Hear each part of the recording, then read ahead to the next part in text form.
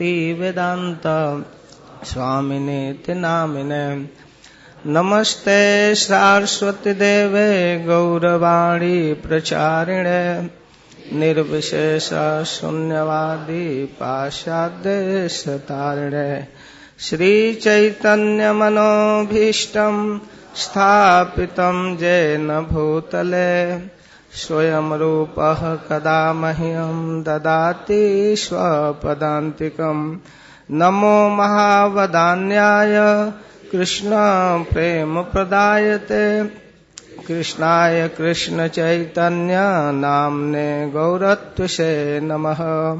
हे कृष्ण करुणा सिंधो दीनबंधो जगत्पते गोपेश गोपिका कांत राधा कांत नमस्तुते। तप्त कांचन गौरांगी राधे वृंदावनेश्वरी वृषभानुसुते देवी प्रणमामि हरिप्रिये। वाञ्छाकल्पतरुभ्यश्च कृपा सिन्धुभ्य एव च पतितानां पावनेभ्यो वैष्णवेभ्यो नमो नमः। श्री कृष्ण चैतन्य प्रभु नित्यानंद श्री अद्वैत गदाधर श्रीवासादि गौर भक्तवृंद। हरे कृष्णा कृष्णा कृष्णा हरे हरे हरे राम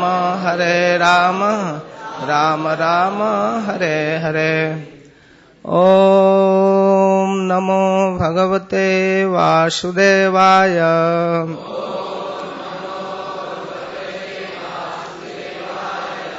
ओम नमो भगवते वासुदेवाय।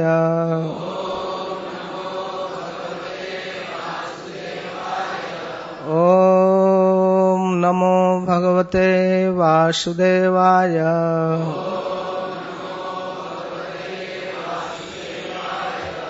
हरे कृष्ण। आप सबका बहुत बहुत स्वागत। भगवान श्री गोपीनाथ जी के सामने आप उपस्थित हैं, इसके लिए हम आपका धन्यवाद ज्ञापन करते हैं और इसके साथ ही आपके चरणों में विनीत प्रणाम करते हैं।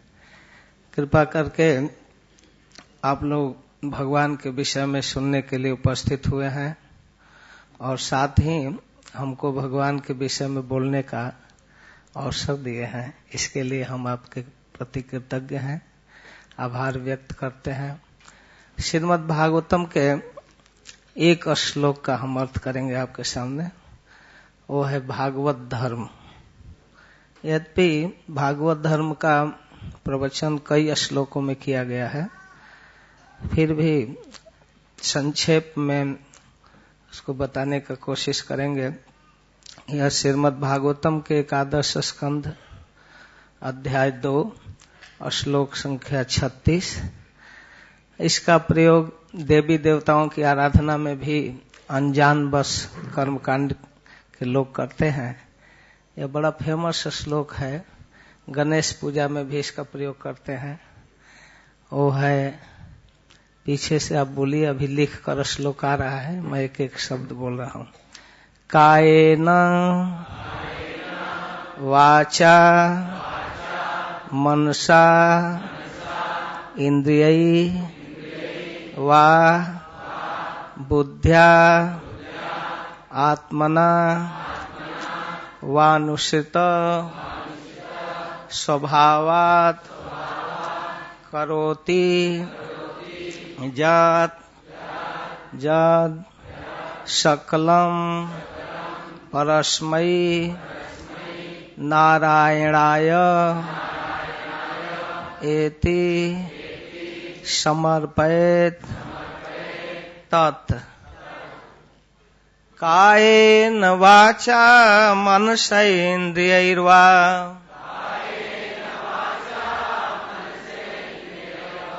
बुद्ध्यात्मना वानुसृत स्वभावात् करोति यद् यत् सकलं परस्मै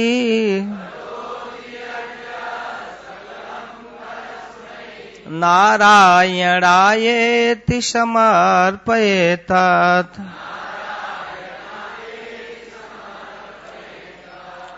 कायेन वाचा मनसेन्द्रियैर्वा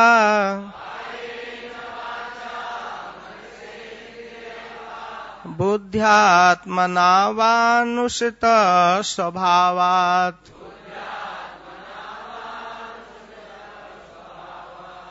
करोति यद् यत् सकलं परस्मै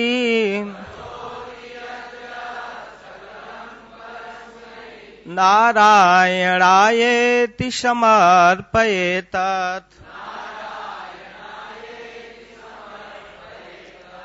हरे कृष्ण। बोलिए पीछे से।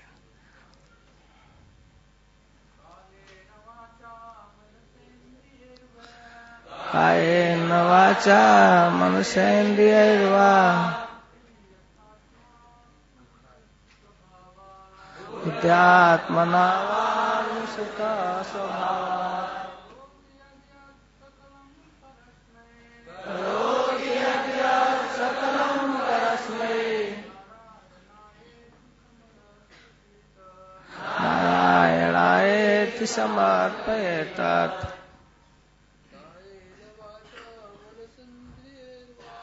कायेन वाचा मनसेन्द्रियैर्वा बुद्ध्यात्मना वानुसृत स्वभावात्। करोति यद् यत् सकलं परस्मै नारायणायेति समर्पयेत्। माता जी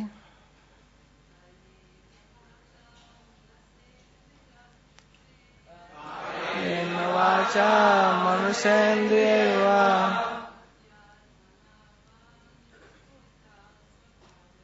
बुद्ध्यात्मना वानुसृत स्वभावात्।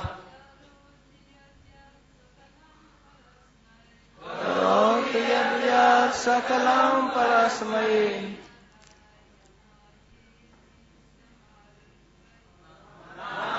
नारायणायेति समर्पयेत्। कायेन शरीर से, वाचा वाणी से, मनसा मन से,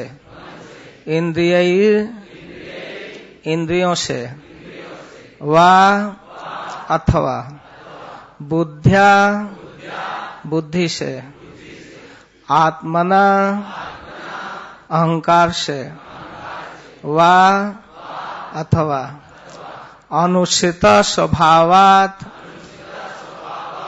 अनेक जन्मों के स्वभाववश।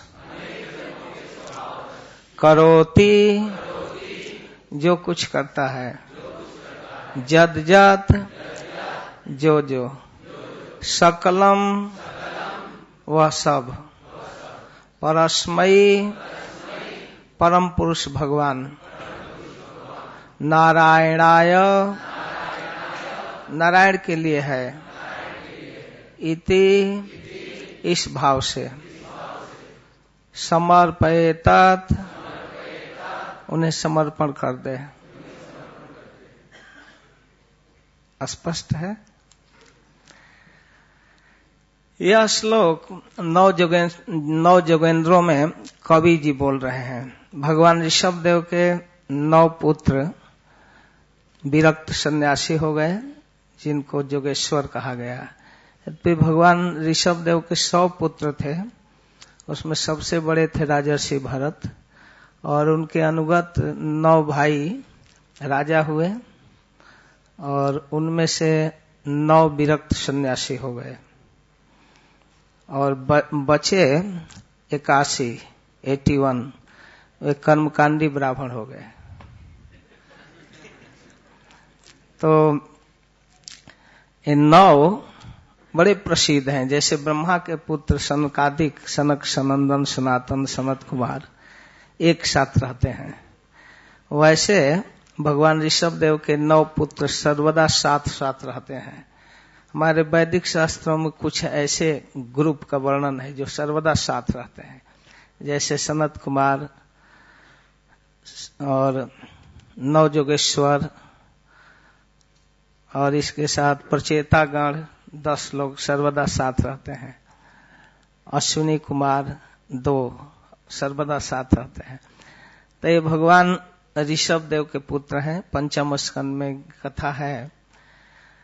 तो ये 9 भाई एक साथ रहते हैं। इनका नाम भी आसान है, केवल वाक्य पूर्ति के लिए बीच में अथ शब्द का प्रयोग किए हैं, नहीं तो केवल नामों को सजा दिए हैं सुखदेव गोस्वामी। कवि हरि अंतरिक्ष प्रबुध पिपलायन आबिहोत्र अथ दुमिल चमस कर भाजन। पद पूर्ति के लिए अथ शब्द रखे हैं, क्रमशः नाम रखे हैं। कवि, हरि, अंतरिक्ष, प्रबुध, पिपलायन, आबिहोत्र, द्रुमिल, चमस, कर भाजन। तो इसके पहले हम थोड़ी सी आपको भूमिका की कथा सुनाएंगे, कैसे श्लोक यहाँ आया। श्रीमद् भागवतम और भगवद गीता प्रश्नोत्तर के रूप में प्रस्तुत हुआ है, प्रश्न और उत्तर। तो मुख्य रूप से श्रीमद् भागवतम के वक्ता हैं सुखदेव गोस्वामी और श्रोता महाराज परीक्षित। महाराज परीक्षित और सुखदेव गोस्वामी के विषय में मैं समझता हूँ आप सभी लोग जानते हैं। महाभारत युद्ध के बाद हस्तिनापुर का राज सिंहासन महाराज युधिष्ठिर को प्राप्त हुआ और 35 वर्षों तक राज करने के बाद श्री भगवान के नित्य धाम जाने के समाचार सुनकर महाराज युधिष्ठिर अपने पौत्र परीक्षित को हस्तिनापुर का राज मुकुट दे दिया और वे हिमालय की यात्रा किए। तो महाराज परीक्षित हस्तिनापुर के सम्राट हुए, बहुत बड़े धार्मिक। उन्होंने माता के गर्भ में ही दर्शनार्थी किया था। श्री भगवान का दर्शन मंदिर के पट खुलने पर नहीं, अभी माँ के गर्भ से बाहर आने के पहले ही किए थे। इसीलिए जन्म लेने के बाद एक एक व्यक्ति को ध्यान से देखते थे, वो कहाँ है जो मेरी रक्षा के लिए आया था। तो परितः ईक्षणः, बार बार ध्यान से देखने के कारण विद्वानों ने इनको परीक्षित कहा। यद्यपि इनका नाम विष्णुरात था, विष्णुरातेति विष्णुरात, विष्णु के द्वारा जिनकी रक्षा की गई, इसके कारण ज्योतिषियों ने इनका नाम विष्णुरात रखा, लेकिन बाद में परीक्षित नाम प्रसिद्ध हो गया। तो महाराज परीक्षित बड़े ही धार्मिक सम्राट थे। उनके विषय में सूत गोस्वामी कहते हैं, मैं एक ऐसे राजा की कथा कहने जा रहा हूँ, किसी छोर से प्रारंभ करूंगा तो कृष्ण कथा निकल जाएगी। जन्म की चर्चा करूं, कर्म की चर्चा करूं या मृत्यु की। परीक्षितो अथ राजर्षे जन्म कर्म विलापनम संस्थाम पांडु पुत्राणाम बक्षे कृष्ण कथोदयम। कोई ऐसा व्यक्ति है जिसकी चर्चा करते ही भगवान की कथा अपने आप निकल जाए? जन्म की चर्चा करेंगे तो भगवान के द्वारा माँ के गर्भ में रक्षा की कथा कहना ही पड़ेगा। कर्म की कथा कहेंगे तो उन्होंने जो बजनाभ के साथ ब्रजमंडल को सजाया और संपूर्ण देश में जिस प्रकार कृष्ण भक्ति का प्रचार किया, इसको कहना ही पड़ेगा। और मृत्यु की चर्चा करेंगे तो पूरी भागवत कहना पड़ेगा। तो ये है महाराज परीक्षित, बड़े ही आदर्श भगवान के भक्त और सुप्रसिद्ध वक्ता सुखदेव गोस्वामी, जो संसार के भय से बाहर आना ही नहीं चाहते थे। माँ के गर्भ में ही 16 वर्ष रह गए। स्वयं भगवान को आकर आश्वासन देना पड़ा, तुम पर संसार का कोई प्रभाव नहीं पड़ेगा। तब वो आए और आते ही गर्भ से बाहर आते ही घर से बाहर हो गए, विरक्त हो गए। कोई बहुत ट्रेनिंग के बाद ब्रह्मचर्य का पालन करता है, गृहस्थी का, वानप्रस्थी का, बहुत ट्रेनिंग के बाद तब संन्यास लेता है और जन्म लेते ही सन्यासी। तो ऐसे विरक्त चूड़ामणि सुखदेव गोस्वामी भागवत के वक्ता हैं, जो स्वयं व्यासदेव के पुत्र हैं। तो बहुत सारे प्रश्न उत्तर दोनों के बीच में हुआ है।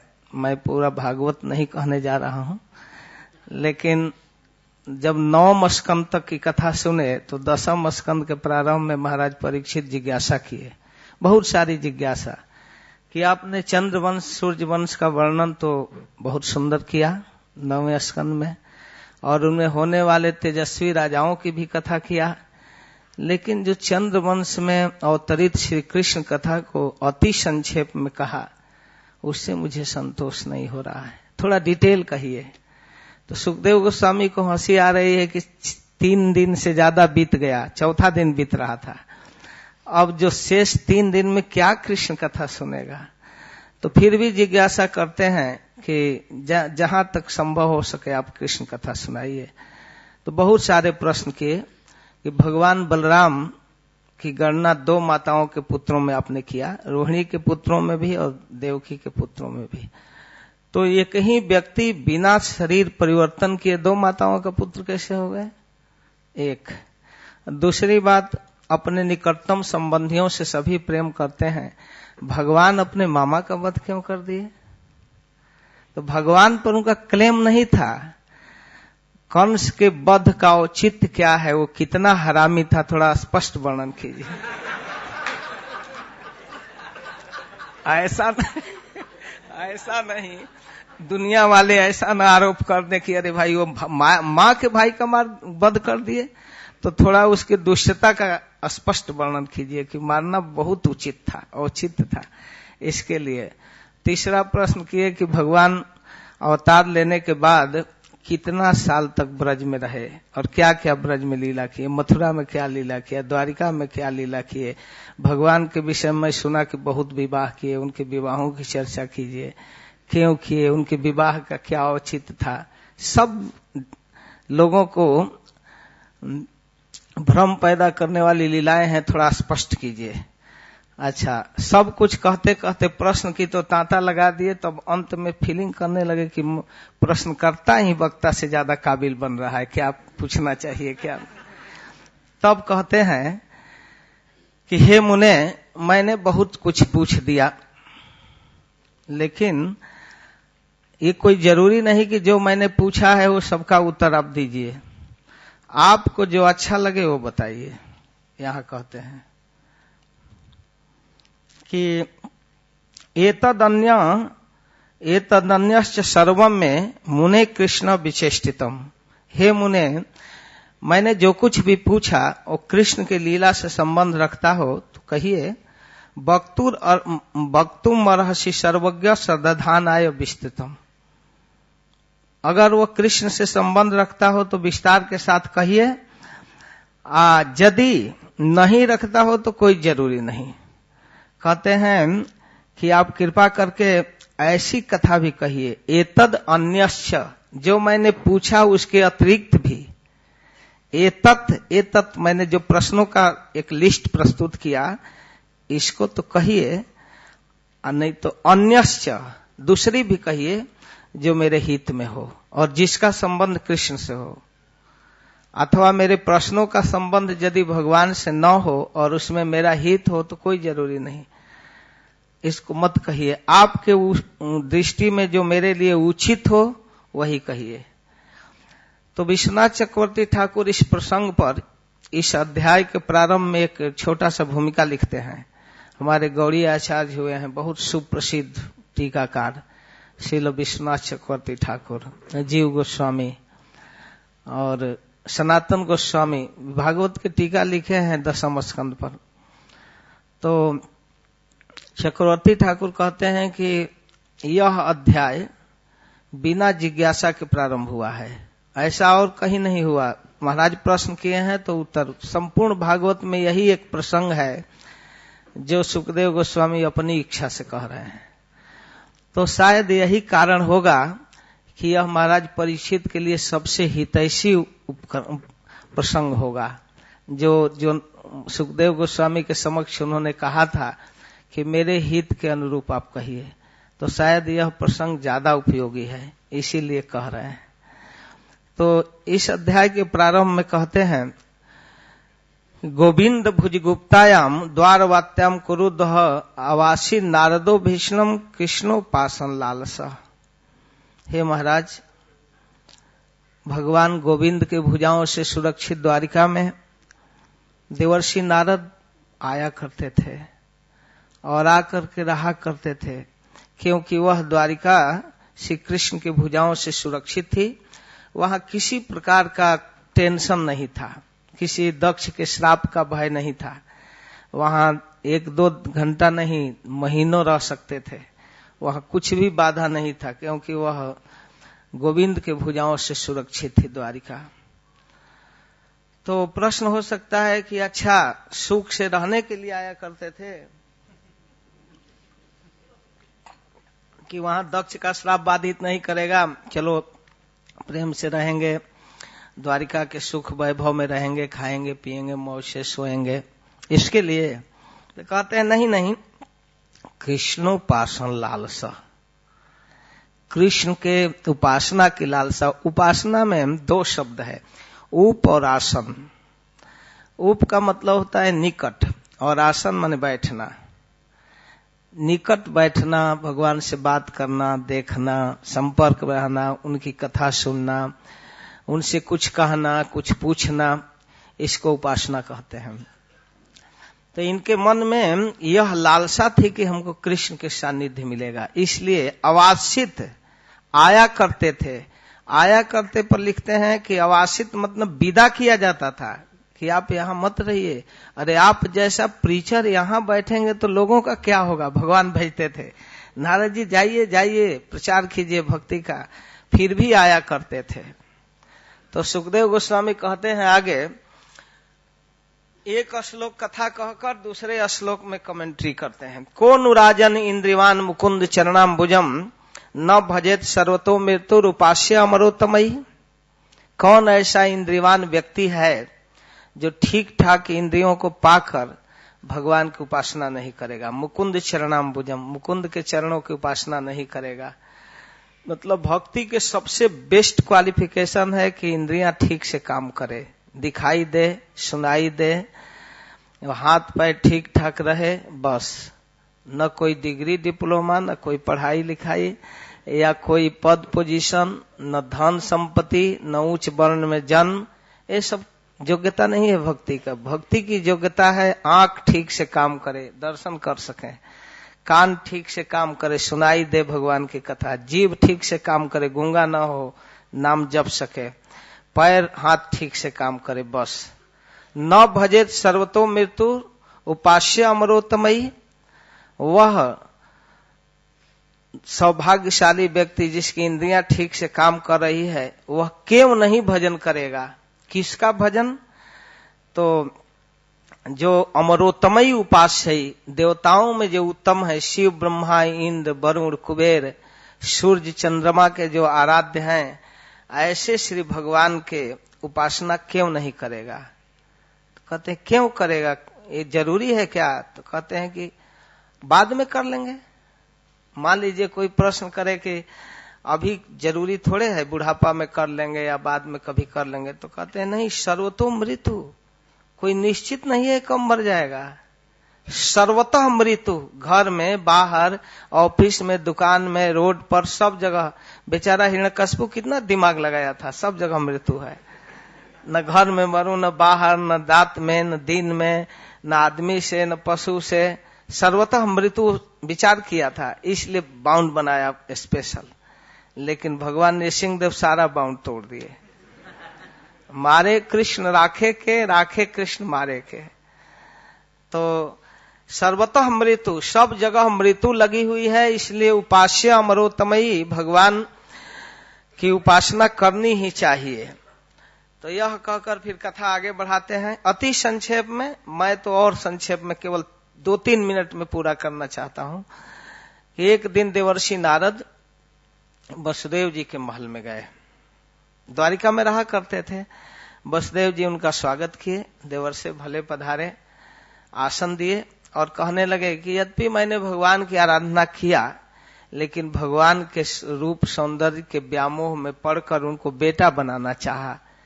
उनको भगवान के रूप में आराधना नहीं किया। मेरी बुद्धि उनके माया से हर ली गई, इसलिए उनमें पुत्र भाव रखकर मैंने ठीक से उपासना नहीं किया। तो जो जीव का एकमात्र कर्तव्य है भगवान के प्रति, आप कृपा करके बताइए जिससे मैं भगवान की ठीक से उपासना कर सकूं। तो देवर्षि नारद को हंसी आ गई। जो भगवान को अपना बेटा बना सकता है उसकी उपासना में भी कमी रह गई। तो जैव धर्म के विषय में जिज्ञासा कर दिए। जीव का असली कर्तव्य क्या है भगवान के प्रति, या भगवान के साथ जीव का कैसा संबंध है, किस प्रकार उनकी उपासना किया जाए, उसको जैव धर्म कहते हैं, नित्य धर्म कहते हैं, सनातन धर्म कहते हैं, भगवत धर्म कहते हैं, अथवा भागवत धर्म कहते हैं। कई पर्याय नाम है। तो जब वसुदेव जी जिज्ञासा किए तो नारद जी सीधे भागवत धर्म का प्रवचन नहीं करते हैं, यही हमारी वैष्णव परंपरा है। वो एक दूसरे जगह की कथा को प्रस्तुत कर रहे हैं कि महाराज जिस प्रकार आप प्रश्न कर रहे हैं, इसी प्रकार की एक बार मिथिला में महाराज जनक, महाराज निमि भगवान ऋषभ देव के पुत्रों से प्रश्न किए थे नवजोगेश्वर से। तो मैं आपको वही नवजोगेश्वरों का संवाद ही आपके सामने प्रस्तुत करता हूं, आप ध्यान से सुनिए। कहते हैं एक बार महाराज विदेह यज्ञ कर रहे थे अपने राजधानी में, और वहां बहुत बड़े बड़े विद्वान ब्रह्मर्षि, राजर्षि, देवर्षि उपस्थित थे। तो प्राय आया करते थे उसमें भाग लेने के लिए बिना निमंत्रण के भी, क्योंकि वहां अपने स्वरूप की चर्चा हो रही है। तो उसी क्रम में भगवान ऋषभ देव के 9 पुत्र, जिनको नवजोगेश्वर कहते हैं, वो उपस्थित हुए। तो उनके आगमन से वहां के ऋत्विज, ब्राह्मण सब लोग बड़ा स्वागत किए। महाराज विदेह उनका स्वागत किए, उनको उचित आसन दिए। स्वागत सत्कार के बाद 9 भाई से एक एक प्रश्न किए। तो उनका पहला प्रश्न है, भागवत धर्मान ब्रुत यदि न श्रुते क्षमम। यदि हमको आप लोग अधिकारी समझते हो तो भागवत धर्म का वर्णन कीजिए। यही प्रसन्न प्रपन्नाय दास्यात्मान नम अप्य अजह। जिस भागवत धर्म से भगवान प्रसन्न होकर अपने भक्त के प्रति बिल्कुल कृतज्ञ हो जाते हैं और उसकी दासता करने लगते हैं, एकदम अधीन हो जाते हैं। तो उनके प्रश्न का उत्तर उनके प्रश्न को सुनकर कवि जी बहुत प्रसन्न हुए। पहला कवि हरि अंतरिक्ष, तो कवि जी नवजोगेश्वरों में वो बोलना प्रारंभ किए। बहुत सुंदर बोलते हैं। कहते हैं महाराज, भागवत धर्म वह है जिसको करने के बाद व्यक्ति सर्वदा भय से मुक्त हो जाता है, निर्भय हो जाता है। और उस भागवत धर्म को प्राप्त करने के बाद किसी तरह के इधर उधर कुछ सोचने की जरूरत नहीं। आंख बंद करके, जैसे रिजर्व करा करके, बुकिंग कराकर सीट हम ट्रेन में बैठते हैं और बैठते ही जाकर सो जाए, तब भी वह उचित स्थान पर पहुंचा देगी। उसी प्रकार भागवत धर्म के आश्रय लेने वाला को न पतन का डर है न स्खलन का। वो धर्म नष्ट नहीं होता, वो नित्य धर्म है, जैव धर्म है। और भागवत धर्म किसको कहते हैं? यवई भागवता प्रोक्ता उपाया ह्यात्म लब्धे अंजः पुंसाम अविदुषाम विधि भागवतान हितान। यह अद्भुत परिभाषा दे रहे हैं। ये वही भगवता प्रोक्ता, जो धर्म स्वयं भगवान के द्वारा बोला गया है। धर्मस्तु साक्षात भगवत प्रणीतम। जो यवई भगवता प्रोक्ता, जो श्री भगवान के द्वारा बोला गया है, किस विषय में? उपाया ही आत्मलब्धे, जो अपनी प्राप्ति का उपाय श्री भगवान स्वयं अपने मुख से बतलाए हैं, उसको भागवत धर्म कहते हैं। सीधा सा परिभाषा। और अंजह पुंसाम अविदुषाम। अविदुषाम का मतलब विद्वान नहीं, विदुषा माने विद्वान, अविदुषाम माने बिल्कुल मूर्ख, अज्ञ व्यक्ति, अनजान व्यक्ति भी जिस भागवत धर्म को आसानी से स्वीकार करके भगवान को प्राप्त कर सकता है, बिल्कुल सरल उपाय, विधि भागवतान हितान, उसको ही भागवत धर्म कहते हैं। विधि माने जानो, भागवतान भागवत धर्म, जो भगवान के द्वारा उपाय बताया गया है, बिल्कुल सरल उपाय, अपनी प्राप्ति का उपाय, उसको भागवत धर्म कहते हैं। इसका पालन कोई भी कर सकता है। अविदुषाम माने साधारण व्यक्ति, कम पढ़ा लिखा, गंवार, निरक्षर, कोई भी इसका पालन कर सकता है और भगवान को प्राप्त कर सकता है। तो आप लोग बता सकते हैं कि भगवत गीता में भगवान बोले हैं अपने विषय में, सुप्रसिद्ध श्लोक है अपनी प्राप्ति का उपाय, कई जगह बोले हैं। उसमें से मैं समझता हूं कि आप सबको याद है, पता है, मनमना भव, मद भक्तो, मद्याजी, माम नमस्कुरु, 4 उपाय। मनमना भव, मन मुझ में लगाओ, कहा जा सकता है इतना आसान है आप में मन लगाना, कहने में तो बहुत आसान है मन मुझ में लगाओ, लेकिन मंदिर में खड़ा होने पर भी मन ऑफिस में, दुकान में, घर में घूमता है, इतना आसान नहीं है। तो कहते हैं अच्छा ठीक है, मन नहीं लगा सकते हो, मेरा भक्त बन जाओ। आपकी कैसे भक्त बने? अभी तो बहुत की भक्ति कर रहे हैं, स्त्री, पुत्र, परिवार, समाज, जाति, बहुत सारे उपाधियां हैं। मद भक्तो, मद्याजी, मेरी पूजा करो, तो आपकी पूजा भी कठिन है, तो माम नमस्कुरु, मुझे प्रणाम करो। 4 उपाय बतलाए, मनमना भव, मद भक्तो, मद्याजी, माम नमस्कुरु, मुझे प्रणाम करो। अगर ऐसा करोगे, इसको 2 बार भगवत गीता में कहना पड़ा, 9वां अध्याय के लास्ट में और फिर 18वां अध्याय के लास्ट में, 2 बार इस श्लोक को कहे। तो अंत में कहते हैं 18वें अध्याय में कि यदि ऐसा तू करेगा, मन मुझ में लगाएगा, मेरा भक्त बनेगा, मेरी पूजा करेगा, मुझे नमस्कार करेगा, अथवा 4 में कोई एक भी करेगा, तो मैं सत्य सत्य कहता हूं, कसम खाकर, प्रतिज्ञा करके कहता हूं कि तुम निश्चित मुझको प्राप्त करेगा, निश्चित। मनमना भव, मद भक्तो, मद्याजी, माम नमस्कुरु, मामे वैश्यसी सत्यम ते प्रति जाने प्रियोसी में। नीचे के वाक्य पर विचार कीजिए कि मामे वैश्यसी, मुझे प्राप्त करेगा। तो मानो अर्जुन कहते हैं कि अरे भैया तुम्हारे बात पर क्या भरोसा, सुप्रसिद्ध झूठा हो। तो कहते हैं कि देखो, झूठा तो जरूर हूं, लेकिन अपने लोगों से झूठ नहीं बोला जाता है। तो प्रियोसी में एकदम सीक्रेट बात है, तुम मेरे निकटतम प्रिय हो। हंसी मजाक में झूठ बोल देते हैं जहां तहां, लेकिन तुम मेरे प्रिय हो, तुमसे नहीं झूठ बोल सकता। और प्रति जाने, प्रतिज्ञा पूर्वक, कसम खाकर कह रहा हूं अर्जुन, विश्वास करो मैं झूठ नहीं बोल रहा हूं। सत्यम ते, एकदम सत्य बोल रहा हूं। प्रति जाने, एक से भी काम चल सकता था, तो कहते हैं कि मैं प्रतिज्ञा करके, कसम खाकर कह रहा हूं, सत्य बोल रहा हूं, तुम मेरे प्रिय हो, तुमसे झूठ नहीं बोल सकता, एकदम मैं सही कह रहा हूं, तुम मेरे पास आओगे। तो अर्जुन से बात कर रहे थे, लेकिन सौभाग्य हम लोगों का है कि व्यास जी उस संवाद को प्रस्तुत कर दिए और हम सभी लोग जान गए उपाय। मान लीजिए कोई व्यक्ति अगर किसी अपने मित्र से बात करता हो कि जाओ वहां शिव जी का जो मंदिर है और जो पीपल का पेड़ है, मंदिर के बाएं तरफ पर अगर 2 फुट गड्ढा खोदोगे तो एक सोने का घड़ा मिलेगा और उसमें मुहर भरा होगा।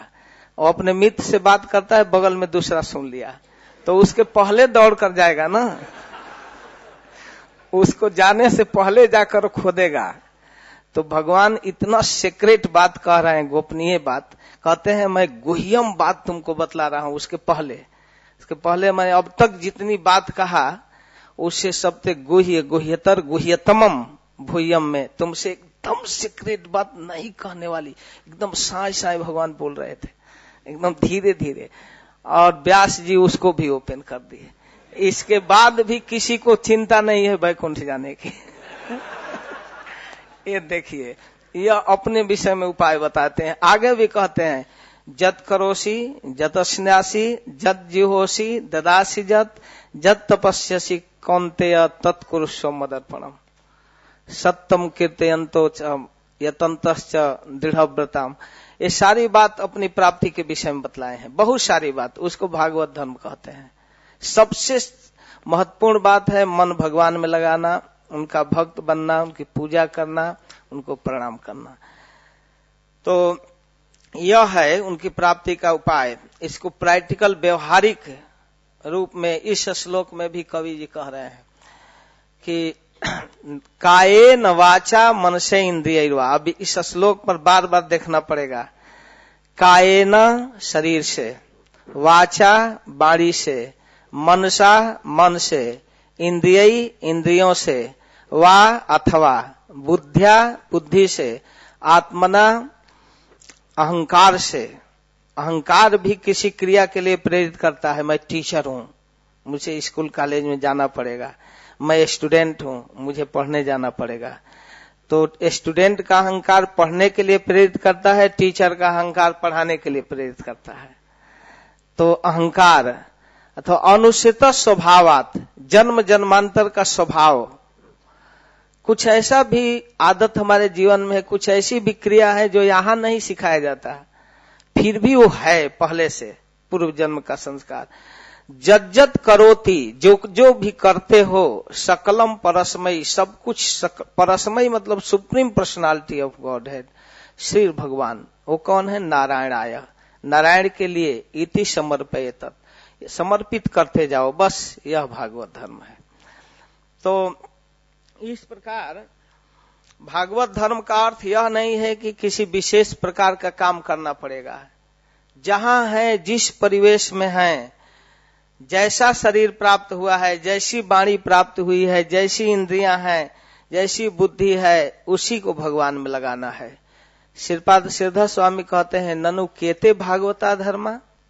तो ईश्वर अर्पितानि सर्व कर्माणि अपि त्याह कायेनेति आत्मना चित अहंकारेण वा अनुसृतः यह स्वभावास् तस्मात् अयम अर्थ न केवलम विधितः कृतम अवेति नियम स्वभावानुसार लौकिकम अपि जत करोसी जत स्न्यासी जत जिहोसी ददासी जत। गीता का श्लोक प्रस्तुत करते हुए श्रीधर स्वामी टीका कर रहे हैं।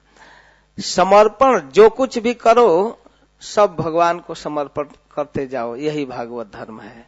माने अपने लिए अगर कुछ और काम करें या न करें, भोजन तो रोज बनाना ही पड़ेगा। भोजन बिना तो काम नहीं चलेगा। तो अपने लिए जो भोजन बनाते हो उसी को मुझे समर्पित कर दो। अलग से डीटी किचन बनाओ या मत बनाओ, अपने लिए बनाते हो, मुझको अर्पित करके खाओ। इसके बिना तो काम नहीं चल सकता है ना। तो अब जब अपने लिए बनाते हैं तो हम तो अपनी मर्जी से कुछ भी बनाकर खाते हैं। तो आप खाएंगे? कहते हैं नहीं, हमको अर्पित करने के पहले सोचना पड़ेगा। कोई फैक्ट्री का चीज हम नहीं खाते हैं। 3 चीज, पेड़ से और एक धरती से जल, पत्रम पुष्पम फलम तोयम। बहुत दिमाग लगाने की जरूरत नहीं है, वो सुलभ है। पेड़ लगाकर रखो, उसमें पत्ता मिलेगा, फूल मिलेगा, फल मिलेगा, और धरती में पानी है। बस यही मुझको चाहिए। बहुत पिज्जा पास्ता जुटाने की जरूरत नहीं है। बिगाड़ कर भोग नहीं लगाना है, जो है वैसे ही लगा देना है। तो उसको मेरा टेस्ट, मेरा स्वाद समझकर मुझे भोग लगाओ और उसी को खाओ।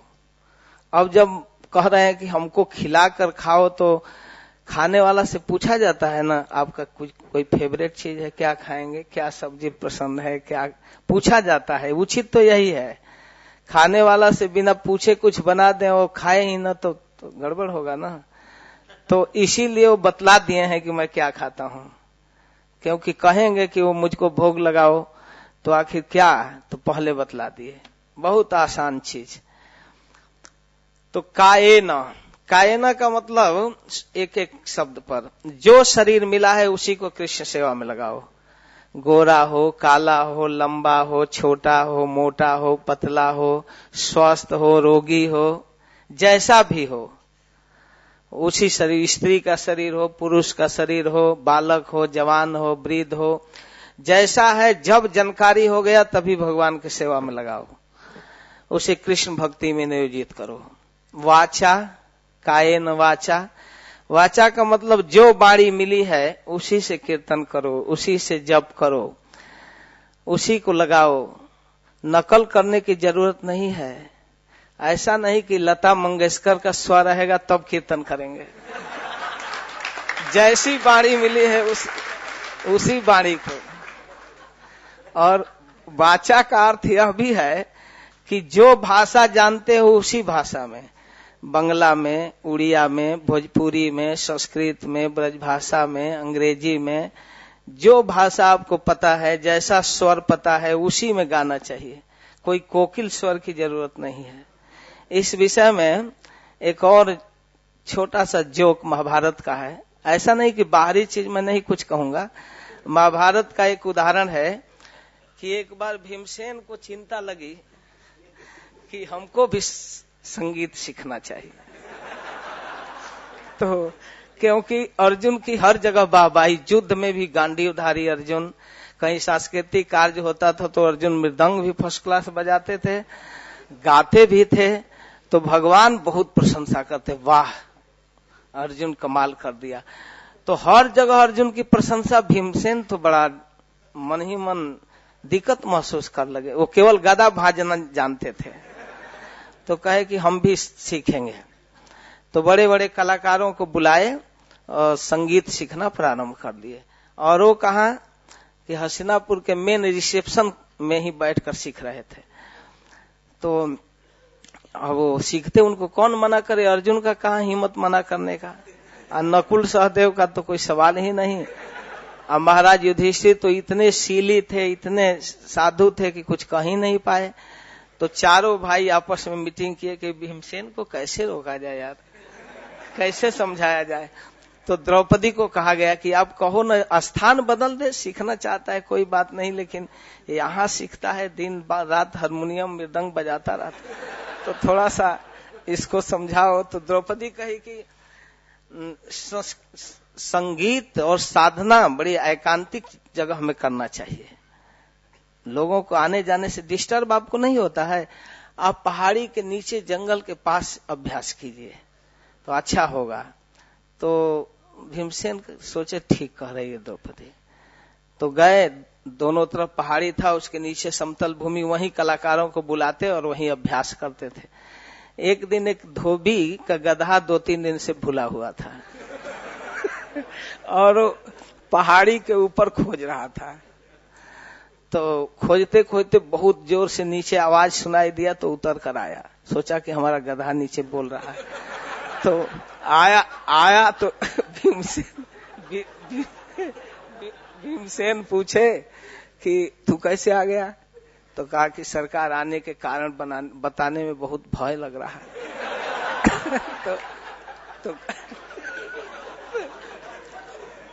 तो कहेगी नहीं भय मत करो, बताओ। तो कहेगी सरकार, 3 दिन से मैं बहुत परेशान हूँ और मेरा गधा खो गया है, और इधर इतना जोर से आवाज आ रहा था तो मैं सोचा कि वही बोल रहा है। तो भीमसेन कहे कि अच्छा, मेरा आवाज गधे जैसा लग रहा था। ओह, अब समझा कि द्रौपदी क्यों मुझको इधर भेजी। थोड़ा सा भीमसेन को समझने में देर हुआ। अब समझ गए कि सीख कर क्या करूंगा जब आवाज ही ठीक नहीं है। तो संगीत सीखने की इच्छा छोड़ दिए भीमसेन। एक घटना। दूसरी बहुत सीरियस घटना है। एक दिन महाराज युधिष्ठिर सुबह जगते ही भीमसेन को कहे कि भीमसेन तुम द्वारिका चले जाओ रथ लेकर, और सूर्यास्त के पहले श्री कृष्ण को लेकर आ जाओ, बहुत जरूरी काम है। उस समय फोन नहीं था, मोबाइल फोन की कर दिया जाए, आप आ जाइए। तो भीमसेन को भेज दिए, महाराज युधिष्ठिर कह दिए। तो भीमसेन तो अभी जग कर आए थे स्नान भी नहीं किए थे, कुछ नाश्ता भी नहीं किए, तो सोचे कि चलो जाएंगे स्नान करके कुछ खा पी कर जाएंगे। तो स्नान करने खाने पीने में भीमसेन भूल गए, भोजन किए तो सो गए। तो अब उनको याद ही नहीं आया कि मुझे द्वारिका जाना है। और दोपहर के बाद थोड़ा सा सूर्य अभी अस्त होने में बाकी था, तब तक महाराज युधिष्ठिर भीमसेन को देखे, कहते क्या हुआ, आ गए श्री कृष्ण? तो भीमसेन कह रही भैया मुझे तो याद ही नहीं आया, मैं तो बिल्कुल भूल गया। तो महाराज युधिष्ठिर बहुत डांटने लगे, मूर्ख कहेगा, तुम इतना गैर जिम्मेवार हो, केवल खाना सोना जानते हो। मैं तो तुमको जिम्मेवार व्यक्ति समझकर कहा, अगर अर्जुन को कहा होता तो अभी लेकर आ गया होता, लेकिन तुम इतना लापरवाह। महाराज दुखी हो गए। तो भीमसेन को बहुत बुरा लगा, और भीमसेन को इतना बुरा लगा कि वो जाकर एक रूम बंद करके और रोने लगे, और रोते हुए कहने लगे कि हे श्री कृष्ण, क्या केवल तुम द्रौपदी के ही पुकार सुनते हो? एकदम रोते हुए, क्या अगर तुम दूर से भी सुन सकते हो तो द्रौपदी जब पुकारी तो दुर्वासा के संकट से बचाने आ गया, साड़ी बढ़ाने आ गया, आज भैया मेरी भी पुकार तो सुन लो। इतना रोने लगे भीमसेन किवाड़ बंद करके।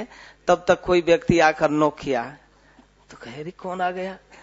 तो भीमसेन आंसू पोंछते हुए किवाड़ खोले तो एक नौकर था, कहा कि महाराज बुला रहे हैं। लो आज पता नहीं क्या करेंगे, वो बुला रहे हैं। तो भीमसेन अब तो बुलाए हैं राजा महाराज युधिष्ठिर, तो गए। तो वहां गए तो देखे कि युधिष्ठिर के बगल में कृष्ण बैठे हैं। तो अब दूसरा केस लग गया। महाराज कहते हैं भीमसेन तुम मुझसे झूठ बोलता है? तो कहते नहीं भैया मैं कभी झूठ नहीं बोलता। पूछो क्या कह रहे हैं? तो क्या कह रहे हैं? तो ये तो कह रहे हैं कि भीमसेन मुझको बुलाया, इसके बुलाने से आया। तो कहे नहीं मैं नहीं गया था द्वारिका। तो श्री कृष्ण में द्वारिका जाने की बात तो कहा ही नहीं, मैं तो यही कहा कि भीमसेन बुलाया।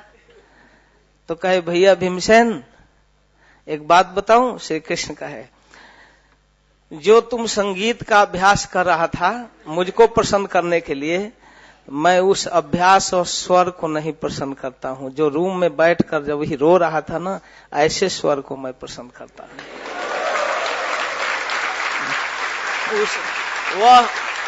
वह कला बस वह कलाकारिता वह मुझे पसंद नहीं है। मुझे तो करुण पुकार चाहिए, चाहे बाणी मोटी हो, पतली हो, कोकिल बैन हो, और चाहे गधा का आवाज हो। मुझे तो हृदय का पुकार चाहिए। जो बाणी मिला है उसी से कीर्तन करो, उसी से गाना चाहिए। तो इस प्रकार श्रीधर स्वामी कहते हैं यद्वा ननु काये नामेव कर्म आत्मना इत्य संकया अध्यास है। तो मनसा, अब काये न वाचा मनसा कलयुग में मन को स्थिर रहना तो और असंभव है, बहुत कठिन कार्य है। संसारिक विषयों का तरंग मन में उठता ही रहता है, और खास करके पूजा पाठ जप के समय तो और ज्यादा दूसरे जगह जाता है। एक भक्त महाराज एक बार कह रहे थे कि जप करते समय मोबाइल फोन बिल्कुल नहीं रखना चाहिए, स्विच ऑफ या उसको दूर रखकर ही पूरा करना चाहिए, नहीं तो ये नाम अपराध है। नाम जप कर रहे हैं तब तक मोबाइल अटेंड कर लिए, तो इसका मतलब कि आप महामंत्र जैसे स्पिरिचुअल शब्द का अपमान कर रहे हैं। जैसे बहुत फास्ट चलने वाली राजधानी चल रही हो और उसको रोक करके लोकल पार करने लगे तो अगर होल्ड करना है तो लोकल को रोका जाएगा ना, राजधानी को जाने दिया जाएगा, और राजधानी को रोक कर लोकल पार करें, ये तो निश्चित रूप से नाम अपराध है। नाम जपते समय किसी भी प्रकार के दूसरे बातचीत नहीं करना चाहिए। तो एक भक्त कहा कि महाराज जी उसी समय तो याद आता है दिन भर के काम, तो उस समय फोन न करें तो फिर याद ही नहीं आएगा। एक बार एक व्यक्ति मुझसे पूछा झांसी में कि प्रभु जी सचमुच उसी समय याद आता है। तो मैं कहा कि मोबाइल न रख करके कागज और कलम रखिए, याद आएगा तो नोट कर लीजिए, इसे फोन करना है, उसके पास फोन करना है, बाद में जब पूरा करने के बाद कर लीजिएगा। तो कहे हाँ ये भी एक उपाय है।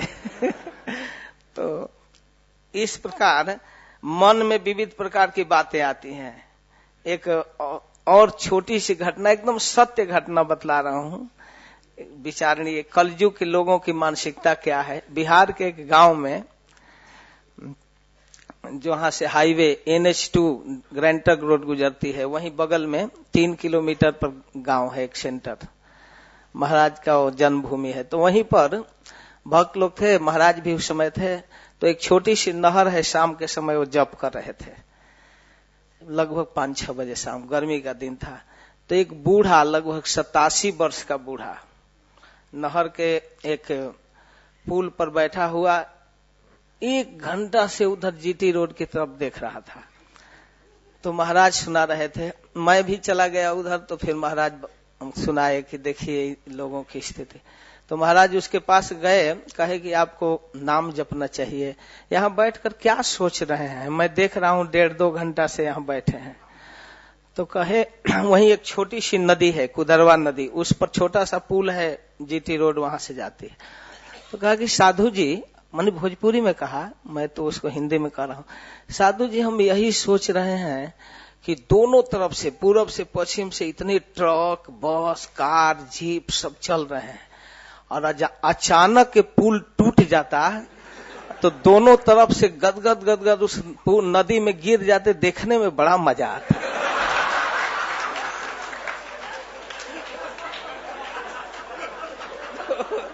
तो महाराज कहे कि बाप रे,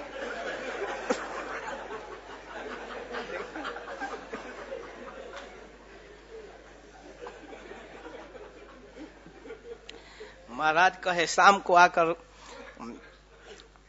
सत्संग में कथा के समय कहे कि देखिए कलयुग के लोगों की दुर्दशा।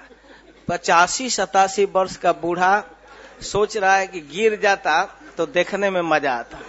तो महाराज कहे कि मैं तो अभी एक मिर्गारी का नाम सुना था, अब तो मिर्गारी के बाप निकले।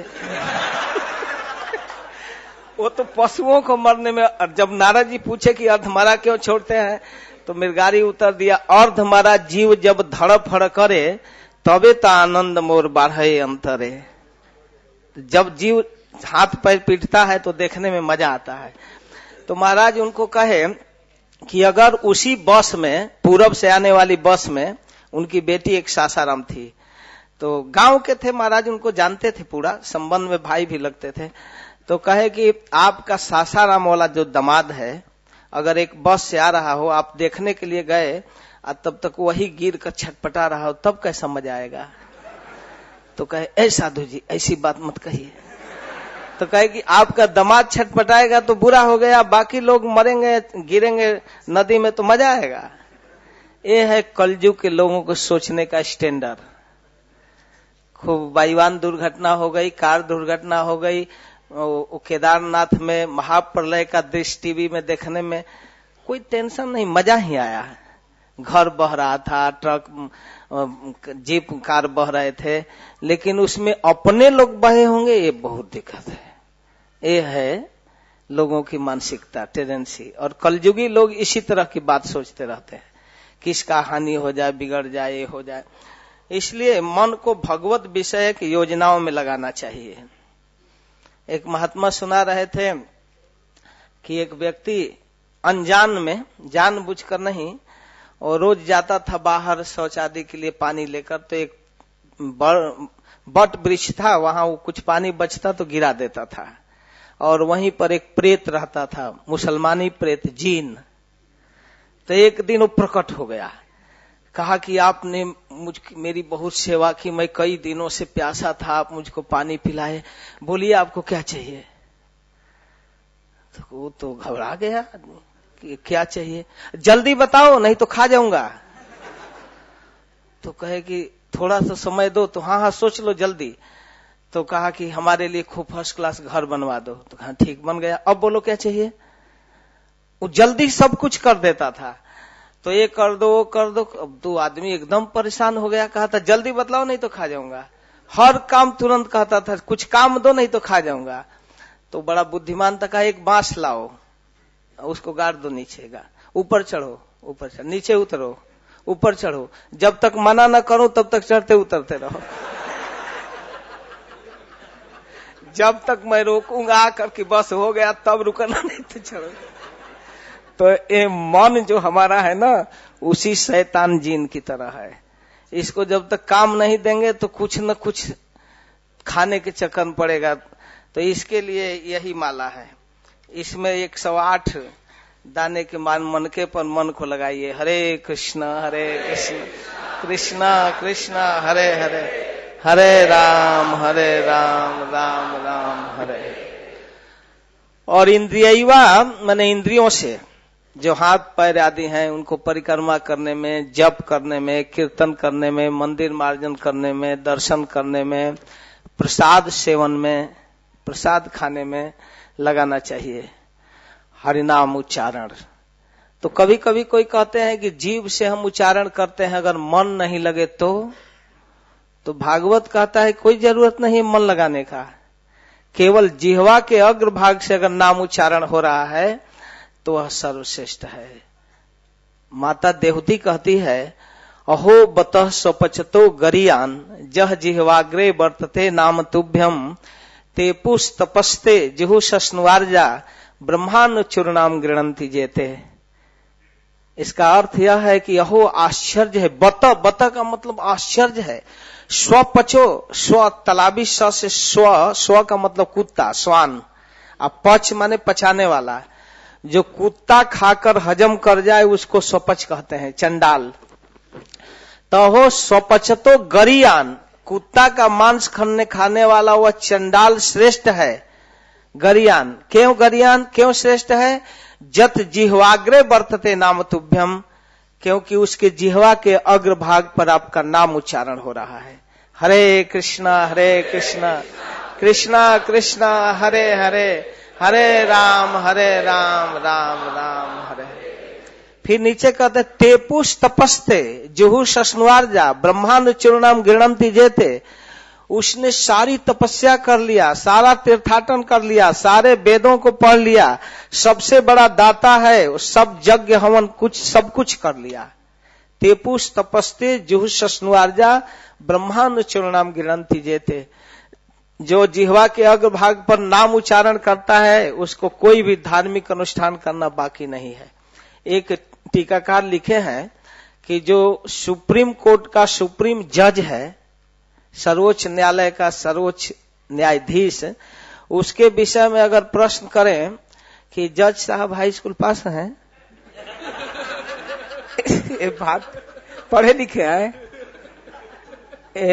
भारतीय संविधान जानते हैं, वकालत जानते हैं, सारा प्रश्न बेकार। जो एकदम पढ़ा लिखा बेस्ट क्वालिफाइड है वही सुप्रीम कोर्ट का सुप्रीम जज बन सकता है। जिसके जिह्वा पर भगवान का नाम उच्चारित हो रहा है, इसका मतलब वह सारे तीर्थों में स्नान करके परम पवित्र है, सारा यज्ञ कर चुका है, सारी तपस्याएं कर चुका है, सबसे बड़ा पवित्र व्यक्ति है। बिना पवित्रता के नाम उच्चारण नहीं होता है। तो अब मन लगाया है, ये प्रश्न मूर्खतापूर्ण है। बिना मन लगाए जप होता ही नहीं। एक बात आपको बतलाऊं, इंद्रियां कोई भी अपने से काम नहीं करती है बिना मन के। अगर मैं अभी बोल रहा हूं, आपका मन कहीं घड़ी पर है और कहीं जाने की योजना में है, तो कुछ देर के बाद कहेंगे क्या बोले प्रभु जी, कान बंद नहीं किए हैं, या बात करते कहते कहते प्रभु जी प्लीज अगेन, क्या बोले, फिर से बोलिए। अरे तू कान थोड़े बंद किया था, क्यों नहीं सुना? तो प्रभु जी थोड़ा सा मन दूसरे तरफ चला गया था। तो मन दूसरे जगह चला गया तो कान खुला हुआ भी बंद हो जाता है। और कभी कभी रास्ते पर कोई व्यक्ति बैठा है, पूछ दीजिए इधर एक ब्रह्मचारी गए लाल पने, पता नहीं, मैं ध्यान नहीं दिया। वो आंख बंद करके नहीं खड़ा था, उसका ध्यान कहीं दूसरे जगह था इसलिए नहीं देखा। मतलब मन दूसरे जगह था इसलिए आंख से दिखाई नहीं दिया। और ऐसे मन एकाग्र वाले को दत्तात्रेय जी गुरु बना लिए हैं। एक बाण बनाने वाला बाण बना रहा था, उसको नुकीला करके देख रहा था बार बार, और उसी से राजा की सवारी चली गई, उसी रोड से रथ गया, हाथी गए, घोड़ा गया, बाजा गाजा सब चला गया। एक आदमी आकर पूछता है, भाई साहब यहाँ से राजा की सवारी गई? भाई साहब, वो सुन ही नहीं रहा था, भाई साहब राजा की सवारी गई? पता नहीं, मैं ध्यान नहीं दिया। तो बगल में दत्तात्रेय जी कहे कि यही मेरा गुरु है। ऐसे ध्यान भगवान में एकाग्र रहना चाहिए कि दुनिया में हो क्या रहा है कुछ पता ही न चले। मैं मायापुर था अभी जनवरी में, दिसंबर में, एक ब्रह्मचारी गया, तो मैं अचानक उससे पूछ दिया कि क्या हो रहा है दिल्ली सरकार के, किसकी सरकार बनी? तो कहा पता नहीं प्रभु जी, मैं नहीं जानता। मैं उससे प्रश्न करके खुश हुआ उसके उत्तर से, और अपने प्रश्न पूछने पर लज्जित भी हुआ। उसके उत्तर से खुश हो गया कि वास्तव में ठीक है, दिल्ली से आ रहा है, इसको पता ही, सचमुच पता नहीं था, कुछ नहीं पता था। वो रेडियो सुने, अखबार पढ़े, टीवी देखे, तब न कुछ उसे मतलब मंदिर से निकल कर आ गया मायापुर। कुछ पता नहीं। और मैं जिज्ञासा करके बाद में बड़ा मन ही मन लज्जित हुआ, उसे कहा नहीं, कहा कि देखो मेरा एक स्टैंडर्ड कि मैं पूछ रहा हूँ, वो कह रहा है मैं जानता नहीं। तो इस तरह से समाधि में मन रहे। तो मन जब तक साथ न दे इंद्रियों का, तो जप नहीं हो सकता है। आप सोचे कि जप यंत्रवत नहीं होता है, और इसको कहते हैं नाम सुमिरण। जब हर नाम को, हर महामंत्र को सुनते हुए जप करते हैं, तो यही है समाधि चिंतन।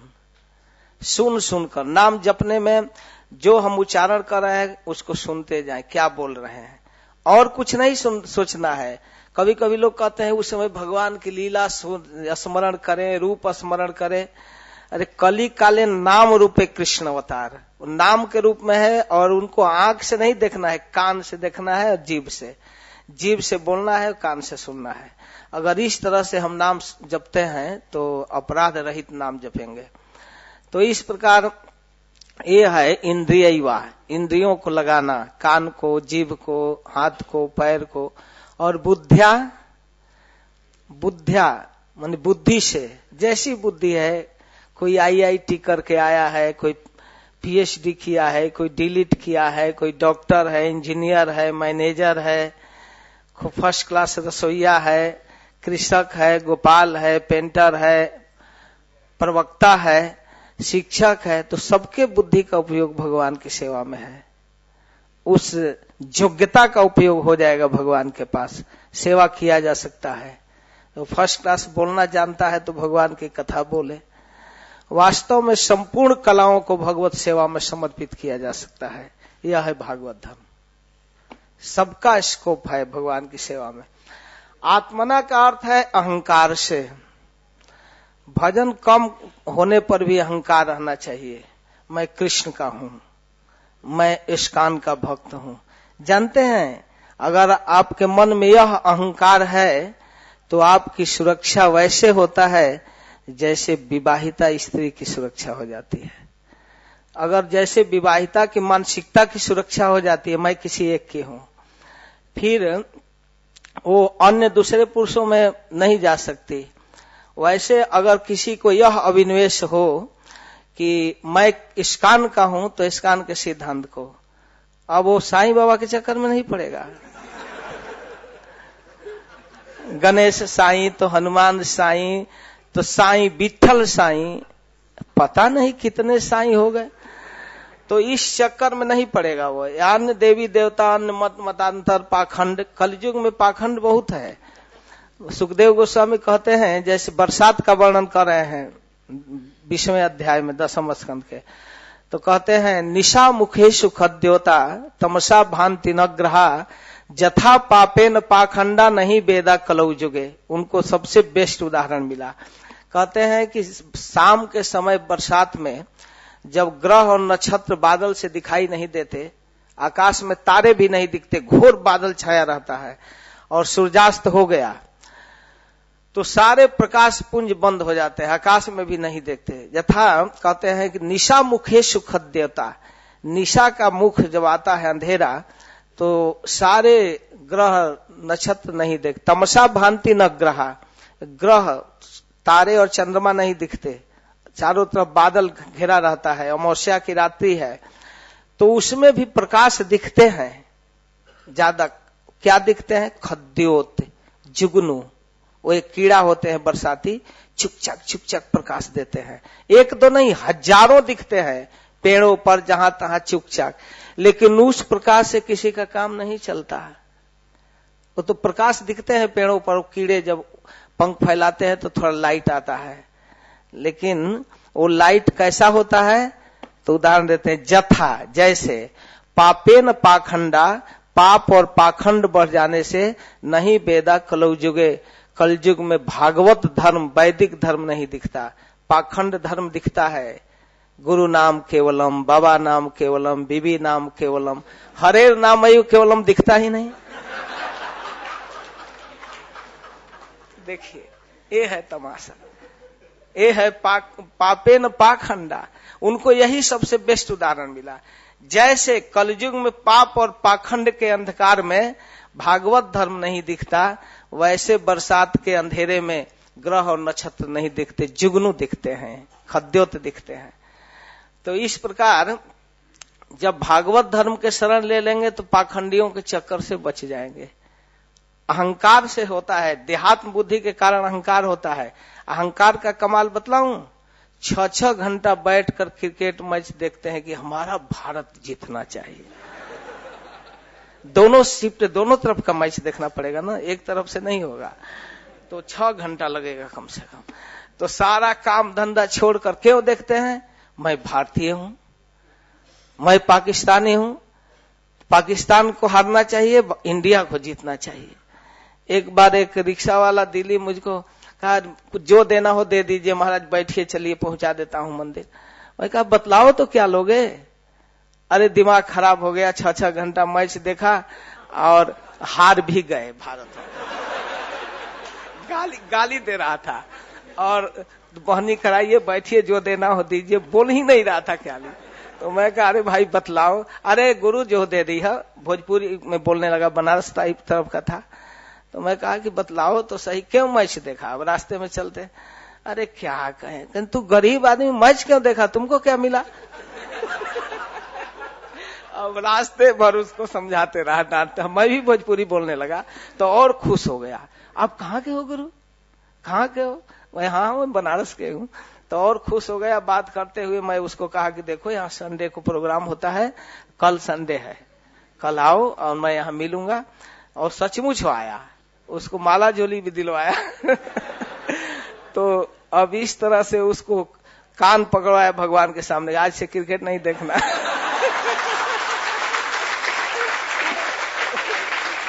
इस प्रकार मैं ये बतला रहा था कि ये अहंकार है। मैं भारतीय हूं, मैं ब्राह्मण हूं, मैं शूद्र हूं, मैं मुसलमान हूं, हिंदू सपोर्टर को वोट नहीं दूंगा। तो यह इस तरह के देहात्म बुद्धि, यह पोजीशन असीमित अहंकार है। तो इसके कारण व्यक्ति की क्रिया प्रभावित हो जाती है, वो जो कुछ करता है।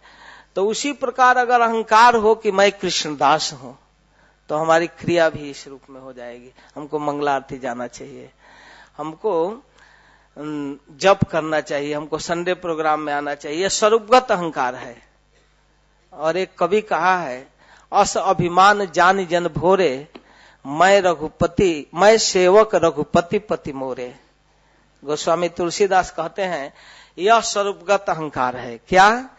यह अभिमान जानी जन भोरे, यह अभिमान कभी भी जाने मत दो, मत भूलने दो। क्या? मैं सेवक रघुपति पति मोरे, मैं सेवक हूं और मेरे स्वामी रघुपति के पति भगवान श्री राम है। तो इस रूप में यह है आत्मना अनुसृता स्वभावात। अनुसृता स्वभाव का मतलब अनेक जन्मों का आदत था। कीर्तन करना चाहिए, प्रचार, अध्ययन, प्रवचन, अर्चन, मंदिर मार्जन, ये सब स्वभाव जो भी है उसको करना चाहिए। और देखिए स्वभाव जो है स्वरूपगत, वो स्वभाव सांसारिक वातावरण से, भावनाओं से दूषित हो गया है। हम गलत भावनाओं में पड़ गए हैं।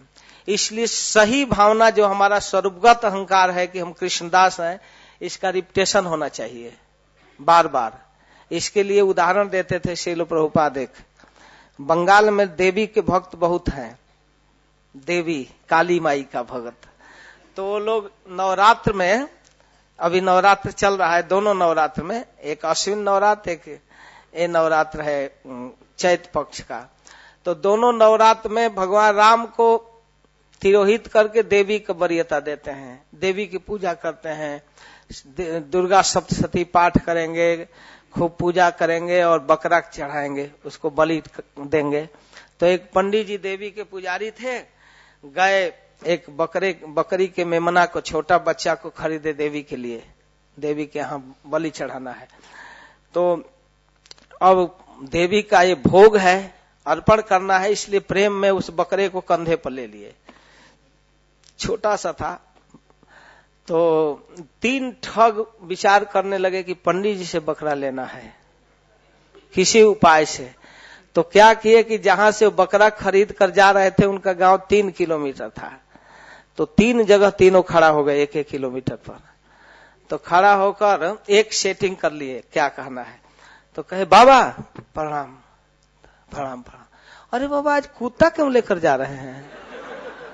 आप ब्राह्मण होकर इतना यशस्वी पवित्र और कुकुर कंधे पर लिए हैं। बंगाली प्रभुपाद कुकुर कहते, कुकुर लेकर जा रहे हैं, ये कुत्ते क्यों लिए हैं? तो तुमको ज्यादा दिखाई दे रहा है? मैं देवी के लिए बकरे का बच्चा, बकरा का बच्चा एकदम बाबा कुत्ता है। आप ऐसे भ्रम मत कीजिए, एकदम कुत्ता है। लगता है कि आप गलती से बकरा का बच्चा समझकर कुत्ते को कंधे पर ले लिए। तो कहे अच्छा ठीक है, हम कुत्ता ले जा रहे हैं, जाओ। पहले को तो नहीं दो के चले गए। दूसरा मिला, बाबा प्रणाम। अरे आज कुत्ता क्यों लेकर जा रहे हैं बाबा? तो उनके मन में डाउट हो गया, सचमुच कुत्ता है क्या? तो कंधा पर से उतार करके उसका मुंह देखे, कान देखे सब। तो कहे कि दम बकरा है, कुत्ता कैसे कह रहा है? कहते तुमको ज्यादा दिखाई दे रहा है। तो बाबा एकदम कुत्ता है, आपको बकरा लग रहा है क्या? तो कहे कि चलो हम कुत्ता ही ले जाएंगे। फिर कंधे पर लेकर चले। तीसरा मिला तो कहा बाबा प्रणाम, ये कुत्ता क्यों लिए है बाबा? और तो पंडित जी दिक्कत में पड़ गए कि भाई एक व्यक्ति कहता तो चलो मजाक किया, दूसरा कुछ बोलता, तीसरा भी बोल दिया, इसका मतलब हमको ही भ्रम हो गया। अगर हम गांव में जाएंगे तो सारे गांव वाले हंसेंगे, लगता है कि कुछ गलत फहमी जरूर हो गया। तभी ना 3 आदमी टोक दिया। तो उस बकरे के बच्चे को वहीं छोड़कर पंडित जी अब चले गए। और इसी ताक में थे वो तीनों, पकड़ लिए, ले गए बकरे। तो प्रभुपाद जी इस कथा को कहते थे और कहकर कहते थे, जरा विचार कीजिए कि पंडित जी की सही धारणा गलत बात के रिपिटेशन से बदल गई। उनकी धारणा सही थी कि ये बकरा का बच्चा है, लेकिन जब गलत चीज का रिपिटेशन हुआ तो गलत धारणा, बस सही धारणा बदलकर उस गलत धारणा में पंडित जी भी हो गए। तो हम लोग सही बात का रिपिटेशन करेंगे तो क्यों नहीं समाज के लोग समझेंगे? क्यों नहीं? अगर हम ये बतलाएंगे कि मैं कृष्णदास, आमी कृष्णदास, अगर जीवेर स्वरूप है कृष्णे नित्यदास, कृष्णे तटस्था शक्ति भेदा भेद प्रकाश, अगर हम इसका प्रचार करेंगे कि मैं कृष्णदास हूं, कृष्ण सेवा हमारा स्वरूपगत कर्तव्य है, तो क्यों नहीं लोग समझेंगे? कमी क्या है कि गलत बात का रिपिटेशन हो रहा है, इसीलिए लोग गलत भावनाओं में पड़ते जा रहे हैं। तो हम कृष्ण भक्तों को, कृष्ण भावना भावित भक्तों का कर्तव्य है कि सही चीज का रिपिटेशन करें। यह है अनुचित स्वभावत। जो बिगड़ी हुई गलत आदत है उसको सुधारने के लिए जब जोरदार प्रीचिंग करना पड़ेगा। तो इस असत्य की पुनरावृत्ति से सत्य तिरोहित हो गया है। तो सत्य की पुनरावृत्ति करेंगे तो असत्य भी तिरोहित होगा। तो परस्मयी का अर्थ है सर्वश्रेष्ठ, सुप्रीम पर्सनालिटी, भगवान, उनको सर्वस्व समर्पण करना, यह है भागवत धर्म। तो यहाँ कह रहे हैं कि परस्मयी, वो परस्मयी कौन है? नारायणाय, नारायण के लिए। इति समर्पयेतत्, इस प्रकार समर्पित करता चले। तो इस समर्पण को प्रति क्षण प्रतिदिन अपने अभ्यास में रखना चाहिए। हम जो कुछ भी करते हैं कृष्ण के लिए का, बिना बातचीत करते तो नहीं रह सकते, तो कृष्ण के विषय में बात करें। बोलना ही है तो कृष्ण का नाम बोले, देखना ही है तो कृष्ण के भक्तों को देखें, मंदिर में देखें, भगवान की सुनना ही है तो भगवान की कथा सुने, खाना जरूरी ही है तो कृष्ण प्रसाद ही खाएं। तो यह है भागवत धर्म। इसको कहते हैं भागवत धर्म, भगवत धर्म या नित्य धर्म, नैमित्तिक धर्म, सनातन धर्म। देखिए, धर्म का अर्थ है कर्तव्य, सीधा साधा अर्थ कर्तव्य। तो हमारे अनेक कर्तव्य हैं, तो सारे कर्तव्यों को दो भागों में बांटा गया है, एक को नित्य कर्तव्य, एक को नैमित्तिक कर्तव्य। नित्य कर्तव्य का मतलब जीव नित्य है, इसलिए उसका कर्तव्य भी नित्य है, वो है नित्य धर्म।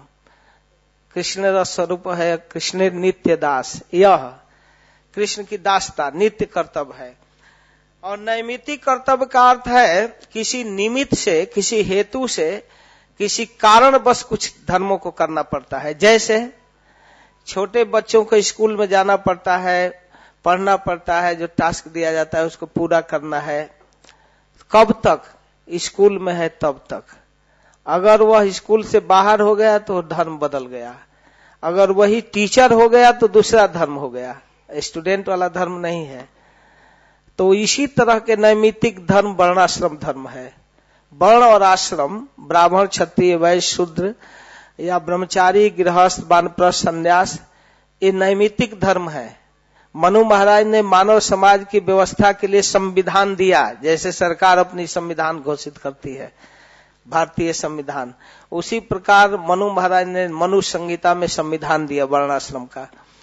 तो जो ब्रह्मचारी है तो उसका अलग धर्म, जो वही विवाह किया बस धर्म बदला, वो परमानेंट धर्म नहीं है, टेम्पोररी धर्म है, बदल गया, ठीक विपरीत हो गया। वानप्रस्थी है तो गृहस्थ का धर्म, ब्रह्मचारी का धर्म बदला, सन्यासी है तो सारा धर्म बदल गया। तो इस प्रकार से बहुत धर्म है। घर में कुछ धर्म, बेटा बेटी से दूसरा धर्म, पत्नी के साथ दूसरा धर्म, बाप के साथ दूसरा धर्म, माता के साथ दूसरा धर्म, आसपास पड़ोसियों के साथ दूसरा धर्म, देश के साथ दूसरा, बहुत सारा धर्म है। तो इस धर्म को पूरा करना हमारे लिए संभव नहीं। इस धर्म को औपचारिक धर्म या फॉर्मालिटी धर्म कहते हैं, बस ओरिजिनलिटी नहीं है इसमें। इसीलिए भगवान कह दिए कि तुमसे होगा ही नहीं। अरे यार छोड़ो, सर्वधर्मान परित्यज माम एकम शरणम व्रज। तुम किस किस धर्मों के चक्कर में पड़ोगे, तुमसे पूरा ही होने वाला नहीं है, छोड़ दो। तो कहेगा कि छोड़ दें, विवाह करके आए, स्त्री घर में है, छोटे छोटे बच्चे हैं, संन्यास ले लो, क्या हो जाएगा? पाप लगेगा? निश्चित लगेगा। अहम त्वा सर्व पापे भो मोक्षयिष्यामि मा शुचः। टेंशन ही मत लो, मैं देख लूंगा। भगवान इस आश्वासन दे रहे हैं। खूब गीता में भाषणबाजी किए, अपने नित्य धाम में गए तो विचार करने लगे कि लेकिन इसको अप्लाई कैसे किया जाए। सैद्धांतिक प्रवचन से काम नहीं चलेगा, थ्योरिटिकल प्रैक्टिकल करना पड़ेगा। इसके लिए उनको आना पड़ा भक्त के रूप में। और 16-17 वर्षीय पत्नी और 70-72 वर्षीय माँ को छोड़कर संन्यास लिए। यह है सर्वधर्मान परित्यज। मैं यह प्रवचन इसके लिए नहीं कर रहा हूँ, संन्यास लेने के लिए नहीं। मेरे कहने का मतलब है कि अगर नैमित्तिक धर्मों में कुछ कमी बेसी हो गई तो चलेगा, लेकिन नित्य धर्म को नहीं छोड़ना है, यह पक्का। नारायण एतत् समर्पय, नारायण एति समर्पयेतत्, नारायण के चरणों में ही समर्पण करना है, यह है नित्य धर्म। और काम में कमी बेसी चल सकता है, लेकिन भगवान की भक्ति किए बिना नहीं चल सकता। और यह धर्म बदलता नहीं है, नित्य धर्म नहीं बदलता है। इसको माता के गर्भ में किया जा सकता है, बचपन में किया जा सकता है, जवानी में किया जा सकता है, बुढ़ापा में किया जा सकता है, मृत्यु के बाद भी किया जाता है। यह भारत में भी उसी तरह लागू होगा, अमेरिका में भी उसी तरह, इंग्लैंड में भी उसी तरह, स्वर्ग में भी, वैकुंठ में भी उसी तरह। जो न किसी काल से बदलता है न किसी स्थान से बदलता है, उसको भागवत धर्म कहते हैं। इस धर्म के आचरण के लिए कोई समय सीमा नहीं है, कोई स्थान सीमा नहीं है, कोई जाति भेद नहीं, कोई वर्ण भेद नहीं, कोई स्त्री पुरुष का भेद नहीं, सबके साथ एक जैसा लागू होता है, उसको भागवत धर्म कहते हैं। प्रहलाद महाराज माता के गर्भ में भजन स्वीकार किए, परीक्षित महाराज माता के गर्भ में भगवान का दर्शन किए, ध्रुव महाराज 5 वर्ष की अवस्था में कृष्ण को प्राप्त किए, और खटवांग महाराज अपने जीवन के लास्ट में केवल 2.5 घड़ी में भगवान को प्राप्त किए मृत्यु शैया पर। तो इस तरह से कभी भी किसी भी समय जब ज्ञान हो जाए तभी से भागवत धर्म स्वीकार करना चाहिए। इसमें किसी प्रकार का भेदभाव नहीं है, कोई भेद नहीं, कोई स्थान का भेद नहीं, कोई आयु का भेद नहीं है। कौमार आच्छेदित प्राज्ञो धर्मान भागवतानिह, वो भी भागवत धर्म कर रहे प्रहलाद महाराज, धर्मान भागवतानिह क्यों दुर्लभम मानुषम जन्म तदप्य ध्रुवमर्थदम। असुर बच्चे कहते हैं प्रहलाद बाद में कर लेंगे, क्या दिक्कत है। कहते हैं भैया इसकी गारंटी नहीं कि तुम्हारी बुढ़ापा आएगी ही, कभी भी मृत्यु हो सकती है, इसलिए तुरंत स्वीकार करो। तो कहते हैं क्यों हम उनको स्वीकार करें, क्योंकि वो हमारे सुहृद हैं, वो हमारे बंधु हैं, निकटतम हैं। बहुत सुंदर प्रवचन है प्रहलाद महाराज का। तो यह है भागवत धर्म, और यह सबका धर्म है, इसमें कोई जाति भेद नहीं है। हिंदू मुसलमान सिख ईसाई सबके लिए जीव मात्र का धर्म है, इसलिए जैव धर्म है। केवल मनुष्य में हिंदू मुसलमान की बात क्या, इसको बंदर भी कर सकता है, इसको ऋक्ष भी कर सकता है, इसको पक्षी भी कर सकता है। गरुण भी भजन करते हैं, हनुमान भी भजन करते हैं, सुग्रीव भी करते हैं, ऋक्षराज जमवान भी करते हैं।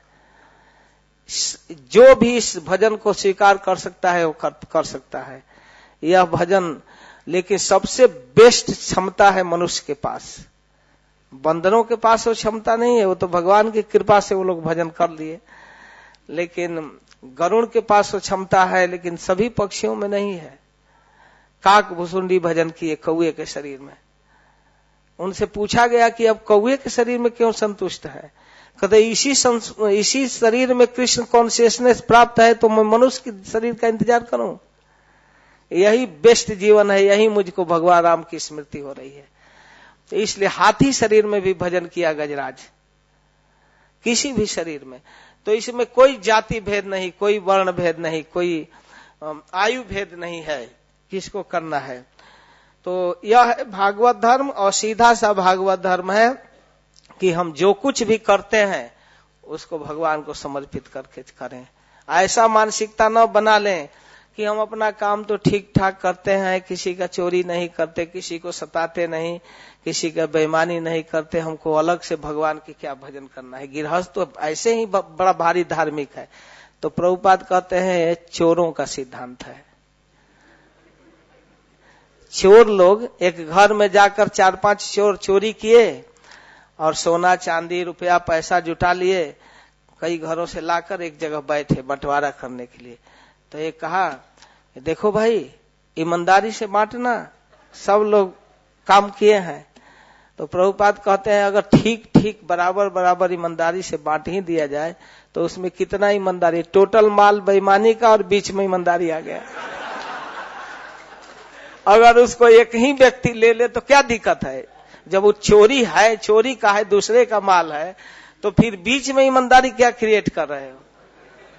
तो तुम ऐसे बड़े बेईमान, हवा भगवान का, सूर्य का प्रकाश भगवान का, धरती भगवान का, और बीच में ईमानदार बन गया बिना उनको बताए। और कोई गाला धान गेहूं का ढेरी रखा है कि कोई किसान, और वो चला गया कहीं घर पर, एक व्यक्ति आकर कहे मैं दान दे रहा हूं, ले जाओ, एक बोरी तुम ले जाओ, एक बोरी तुम ले जाओ, दान देना। तो जब वो किसान मालिक आएगा तो क्या कहेगा, उसको बड़ा दानी है, ये तो पता लगाओ कि ये माल किसका है। तो तू ईमानदार कहां से बन गया। तो प्रभुपाद कहते हैं इस चोरों की ईमानदारी है। तो इस तरह से बिना भगवान को अर्पित किए खाना पाप खाना है और बच नहीं सकता, वो चोर है, निश्चित रूप से दंड दिया जाएगा। नारद जी भागवत में भी कहते हैं स्तेन दंडम मरहति, वह चोर है, उसको दंड दिया जाएगा। इसलिए हमको चोर नहीं बनना है। जो भी खाना है गोपीनाथ जी को बताकर, जो भी करना है इनके अध्यक्षता में, तब हमारा सारा क्रिया भागवत धर्म हो जाएगा। ठीक है। हरे कृष्ण। जय श्री कृष्ण।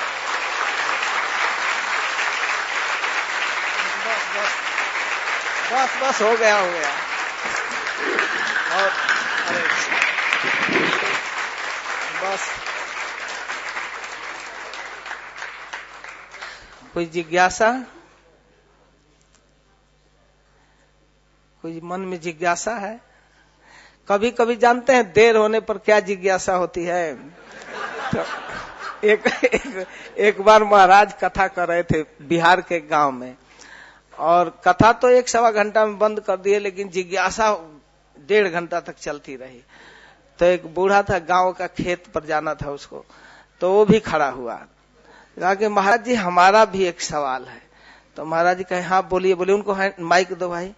तो माइक भोजपुरी में बोला, इस कब बंद हुई?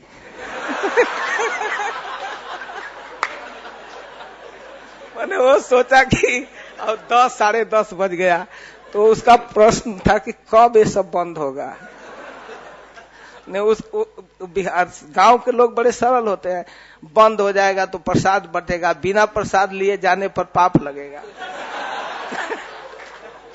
तो अब उसका सवाल था कि बंद कब होगा? तो देर हो जाने पर तो यही प्रश्न सबके मन में आता होगा।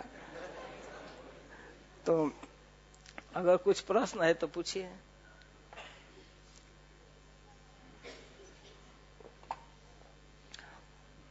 ये भागवत पाठ का नियमित रूप से कैसे रोज पठन कर सके, और उसमें आपको इतना आकर्षण है, तो हम लोग को तो इतना नहीं है, तो किस तरह से आकर्षण उसमें बढ़ाएं और नियमित रूप से उसको कैसे अध्ययन कर सके थोड़ा?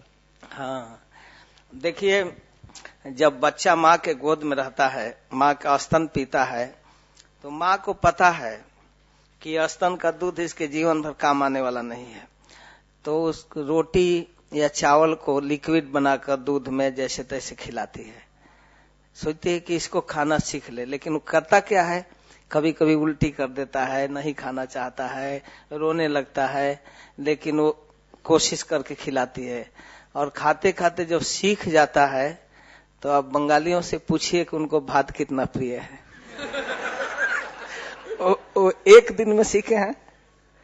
पंजाब वालों से पूछिए रोटी कितना प्रिय है, वो एक दिन में नहीं सीखे हैं। और ऐसे उड़ीसा बंगाल से आने वाले भी वृंदावन में रोटी खाते खाते अब भात भूल गए।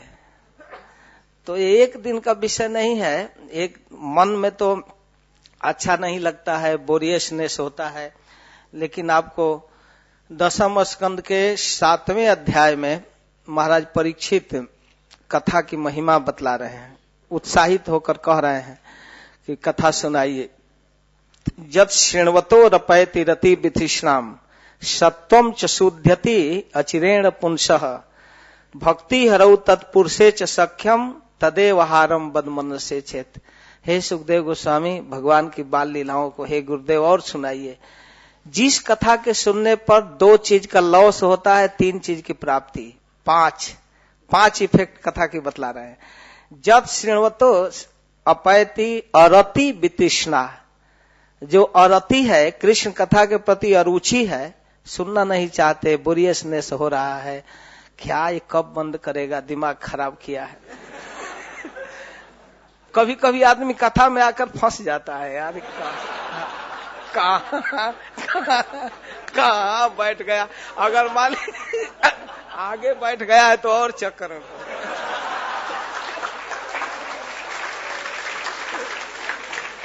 तो अगर मन पीछे है तो धीरे से जा भी सकता है, लेकिन आगे बैठकर एकदम डिस्टर्ब हो जाता है।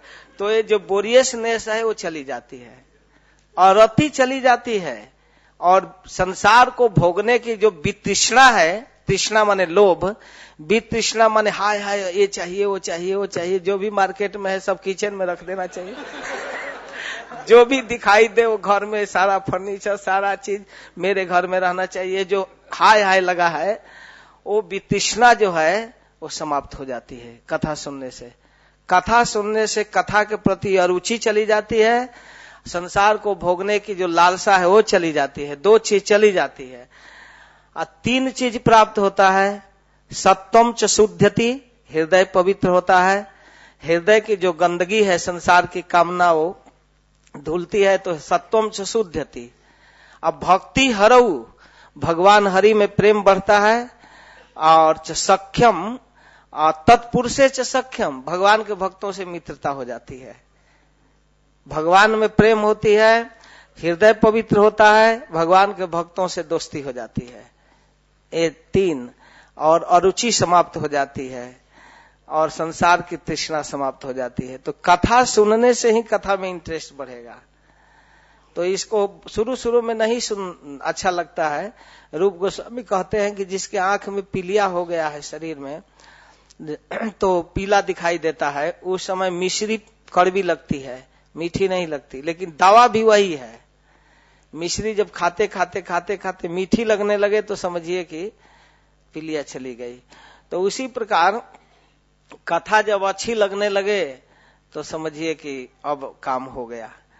तो कथा सुनने से कथा अच्छी लगती है, ऐसे नहीं एक दिन में कोई IAS PCS या डॉक्टर इंजीनियर नहीं होता है।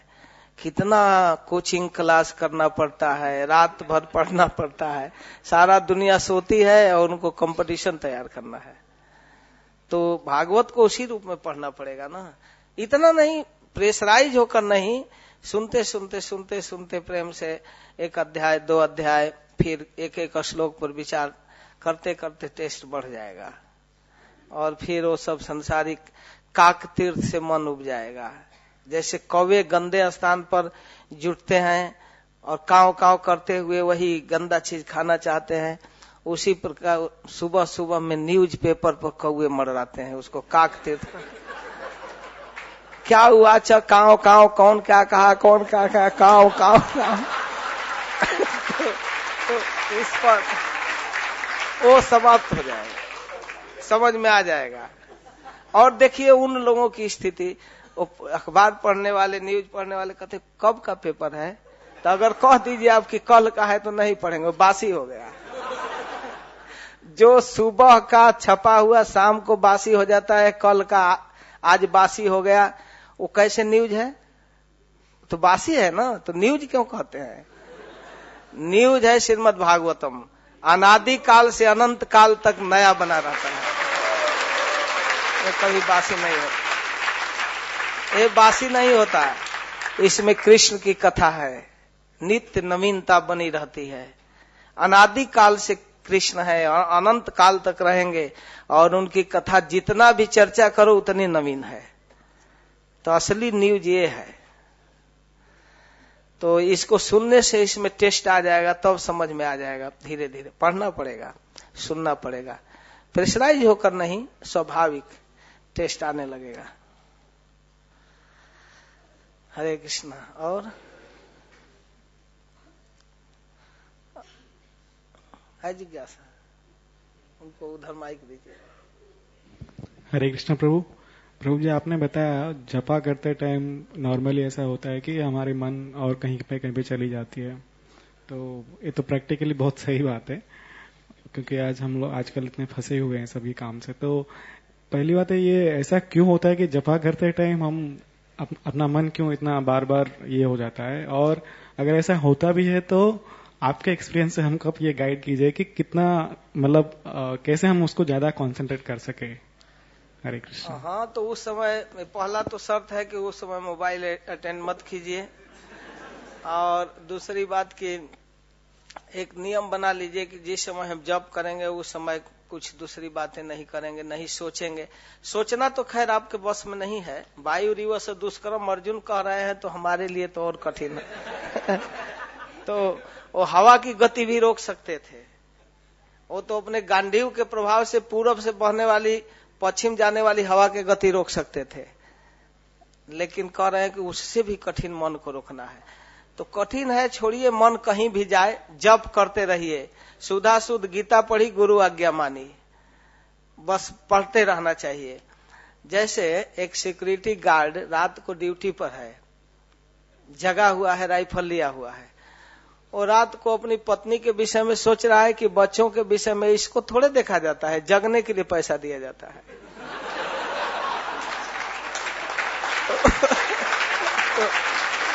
तो उसको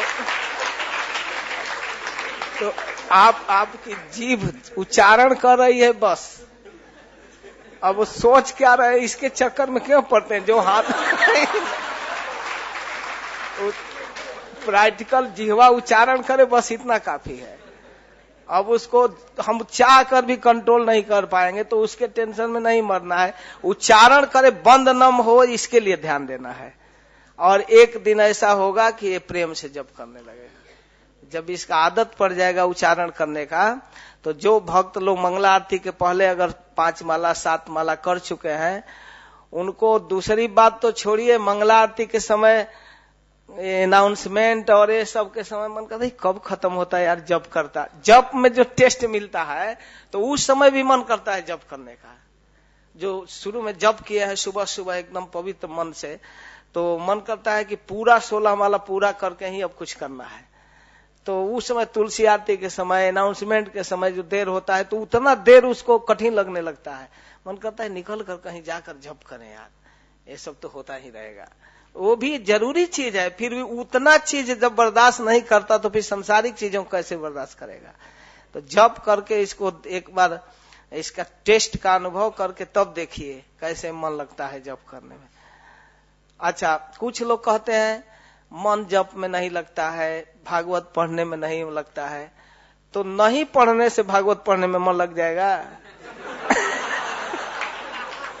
या नहीं जपने पर जप करने का मन करने लगेगा? करेंगे तब न जब मन ही नहीं लगता है। तो मन नहीं लगता है तो इसका उपाय है कि बस पढ़िए ही मत। तो जब आपको पढ़ने पर मन नहीं लगता है तो नहीं पढ़ने पर कैसे मन लगेगा? तो इसका उपाय यही है ना, पढ़ेंगे तब मन लगेगा। शुरू शुरू में बच्चे पढ़ते हैं, उनको मैथ कठिन लगता है, लेकिन उसकी गार्जियन जानते हैं चलो पढ़ो, स्कूल में भेजते हैं, ट्यूशन भेजते हैं, बाद में वही बड़ा बड़ा इंजीनियर डॉक्टर हो जाता है। वही जो नहीं पढ़ना चाहता था, वही उसको उस समय क्रिकेट गेंद के आगे वो पढ़ाई नहीं अच्छी लगती है, लेकिन पढ़ते पढ़ते उसको मन लग जाता है। उसी प्रकार जप में मन लगेगा, भागवत में मन लगेगा। करना पड़ेगा, पहले कुछ कोशिश करके करना पड़ेगा। जानते हैं, जैसे एक शक्तिशाली चुंबक है, एक लोहे का सिक्का ले जाते हैं तो कुछ रेंज तक ले जाना पड़ता है, कुछ के बाद वो खींच लेता है। और जब खींच लेता है उसको, तो वो सिक्का भी चुंबकत्व से भर जाता है। अब दूसरा सिक्का उठाकर सिक्के के पास लेते हैं तो वो उसको खींचने लगता है। तो इस प्रकार जो हमारी प्राकृत जिह्वा है, अप्राकृत भगवान नाम और कथा के प्रति जब इसको नियुक्त करते हैं, कुछ रेंज तक प्रयास करना है।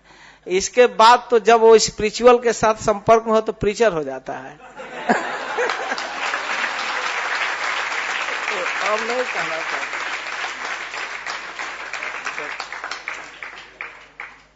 कुछ शुरू में अभ्यास करना पड़ेगा। ठीक है, ठीक है, ज्यादा विलंब हो गया। हरे कृष्ण।